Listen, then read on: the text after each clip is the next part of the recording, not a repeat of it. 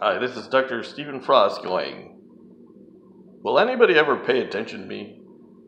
I mean, pay attention to me, like listen to a guy that knows like the weather.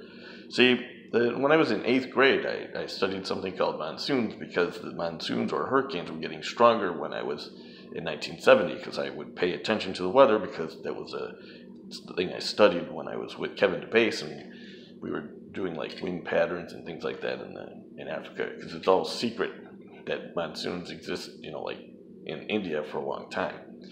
So when monsoons hit India, they basically flood the coast, and they have special trees there that are like, that allow for the water to flow in and out because they evolved like that. And that's what we call a swamp down in Louisiana. So in Louisiana, there's swamps that allow for the water to come in and out because of the hurricanes. We call those swamps. The trees are designed so they're high up over the water, and then the water flows underneath them because that allows the free flowing of water so it can then remove itself. In Galveston Island, it was designed that tons of rain would fall like that, like 50 inches, and then what it would do is it would flood temporarily, and then it would all drain off the island as fast as it could. When you're in a deep floodplain like in Houston, that just doesn't happen because there's just too much water. That's the reason why I said 4 years ago that it's on my YouTube, by the way. 4 years ago, that people should abandon the coastlines on the East Coast only, especially on the Gulf Coast, because the storms are just getting worse and worse. And that has been shown if people actually pay attention to the tornadoes and stuff in the springtime. There's a huge amount of rain that's been pounding the coasts of Louisiana and Texas in the spring in the last 4 or 5 years, and then we had this huge storm, and people knew that it was going to dump like 50 inches of rain, and they're still there. See, when I was in Galveston in 1980, the people ran away from the island, and I went to San Antonio and Austin to get away from the storm because it's that powerful. You want to get far, far away, and then you clean up afterwards, so you're alive, and then you just clean up as the water drains away because it drains pretty quickly down there. And then what happens is like for Sandy, I was in Philadelphia when that was coming, and I saw the size of the storm, and myself, I went only 20 hours straight all the way to my favorite little place called Rockford in the middle of the country, exactly where I said that people should stay. So I followed my own advice, and I have no rain here today at all. There's no flooding, and it's nice and sunny outside because I chose this place because it was safe. See, it's away from the storms in the Gulf Coast. See, I used to live in Galveston for 8 years, but I had seen the storms getting stronger and stronger, and I decided that, after my kids wanted, they needed to do school, I got a job at something called Abbott Laboratories, which is in Chicago, and that is far away from that. And even then in Chicago, 4 years ago, when I did the monsoon one of the storms was so powerful it made the rains all the way up into Chicago area. Oh, by the way, that's amazingly good. Do you know why? Because now what's going to happen is there's more water coming into the middle parts of the country. So our corn is going to grow better and better each year, which it has been. We had one little drought one time, but the rains have come and made the corn grow faster and earlier in the last couple of years. This year there was a slow start because there was more water and they had to plant later, but the corn sprung right back up and it was harvested on time as usual. So what happens is we're going to get better and better corn production in the middle part of the country, which is a good thing according to scientists. Now it's a bad thing if you live on the coast. What had happened 10,000 years ago, according to scientists, is that the sun started to cool, and when that happened, you got the Sahara Desert. Once it has a green texture to it, it had little rivers and stuff, but when the sun got cool, then what happened is the water didn't drive into the continents anymore, and then the people couldn't farm in the middle parts of the area, and then they had to go to the coast, like in North Africa. Therefore, the most populated areas in the world are coastlines, and that's the reason why you see, if you look at a map, you'll see almost all the people in the coastlines. Now what's going to happen is, as time goes on, there's going to be more and more rain in the middle parts of the country, and what people are going to start doing, if they're smart, is starting to move back into the middle parts of the country. So really, if you're listening to this and pay attention, the people that are going to be wealthy are people like in Rockford, because all of a sudden the land over here is safe from these huge storms. Plus we're going to get plenty of rain, we'll get plenty of food. I mean, really, you don't have any earthquakes yet, unlike Oklahoma now, because those are man-made ones. So I chose Rockford for a number of reasons. Number one is like it's safe. It's safer than even Gurney, where I lived.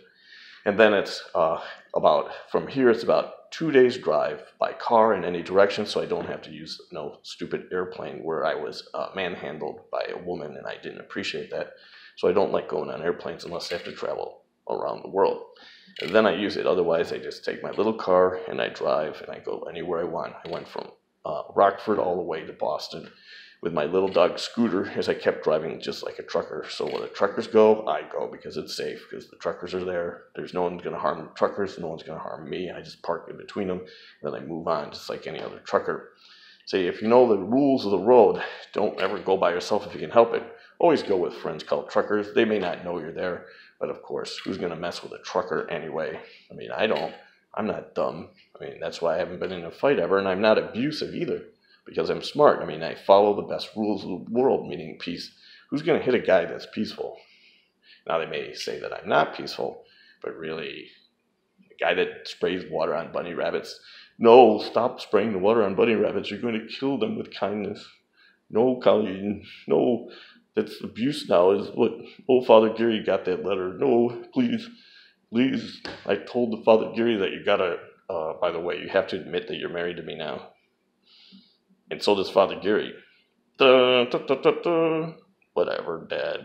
Meaning, I'm not going back to a Catholic church until they apologize. No apology, I don't go back to a Catholic church. They lose all the money they used to donate, and then I sue for all the money I gave them.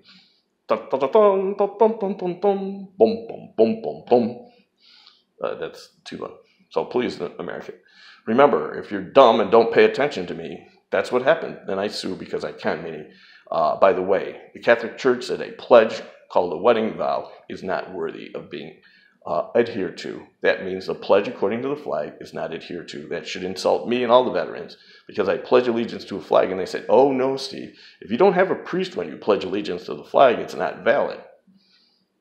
I go, what do you mean? You have to have a priest to pledge allegiance to stuff? I pledge allegiance to Colleen McGlory, that she was going to be my wife. I pledged allegiance to her, saying fidelity. See, that's an old school thing. You used to do that. I pledge fidelity, i.e., I would honor and respect her. And honor means not lie and do everything I can to keep her happy, including giving her breakfast at Tiffany's. That is an honor. It's not a dishonor or abuse, Judge. Again, stupid is as stupid does. Meaning, if you actually believe a liar and a thief, that would be Colleen McGlory, because it's all documented. Really, oh well, who cares about that? Meaning, I have to file some kind of thing in Boone County, probably. Maybe it's a little. I got to figure out how to do a small claims court one for $1,000. I mean, it's good practice to go into court by myself. Oh, I'm evil. No, she was the emergency contact, and she set me up to make me look insane just so that she can get back at me, because she wanted all my money. Duh, women. Oh, Steve, I love you. And then immediately, man, I'm going to run away and I'm going to start calling Steve names so I can embezzle money from him and stuff like that.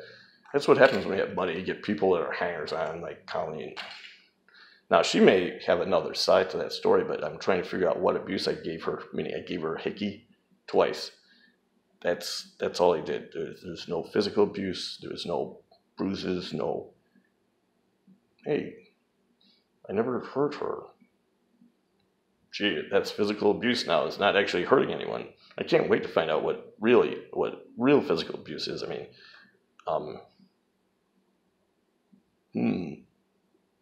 nope, haven't hurt anybody yet. I believe in the great binding peace. That means you don't hurt anyone. Nope, haven't hurt anyone yet. Never been in a fight, ever. Nope, that's a sign of being self-disciplined. You don't hurt people. You do self-defense instead. See, aggressive people try to hurt me, and I defend like Colleen, and I defend myself against Colleen. I defend myself against Gloria. Gloria's one is actually documented about her abuse on me, and then she called me an abuser, meaning that's what happens when abusers actually try to do something. They're dishonorable, like Colleen. She dishonored her name. She lied to God. She lied to the courts. She lied about the easiest thing ever. Oh no, Steve, you never gave me a contract. It's called money. See, I gave her like I gave her $1,000 for an emergency contact, which is called a check, and it goes into her bank at Fifth Third Bank, meaning it's easy to find. I mean, she may have moved it, but she used to have a savings account that had $1,000 in it or more at one time. How did you get that money there, Colleen? Did it just pop out of thin air? No, Steve, it just randomly came from the sky and popped in my bank account. Just like always, just the other $4,000 that I gave you to try to keep you solvent while you were struggling with trying to cut back on your cigarettes because you knew it was so hard and I don't know what to do and now I had to lie in court and women, men, children,